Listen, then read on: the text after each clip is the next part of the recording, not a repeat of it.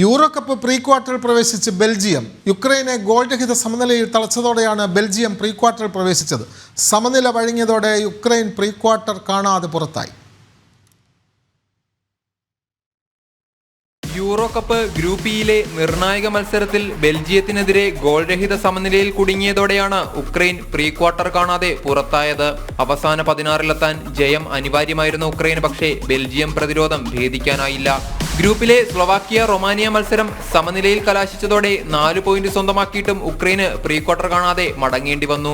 മത്സരത്തിന്റെ തുടക്കം മുതൽ മികച്ച അവസരങ്ങൾ സൃഷ്ടിച്ചത് ബെൽജിയമായിരുന്നു. എന്നാൽ വീണുകിട്ടിയ അവസരങ്ങൾ മുതലാക്കാനാവാത്തത് ഉക്രൈന് തിരിച്ചടിയായി. ഉക്രൈൻ ബെൽജിയത്തിന് മുന്നിൽ ശക്തമായി തന്നെ പ്രതിരോധം തീർത്തു. തുടർച്ചയായ 3-ാം മത്സരത്തിലും ലുക്കാക്കു പൂർണ്ണമായും നിരാശപ്പെടുത്തി. ജെറമി ഡോക്കുവും ഡിബ്രൂയിനും അധ്വാനിച്ചു കളിച്ചിട്ടും ഫലമുണ്ടായില്ല.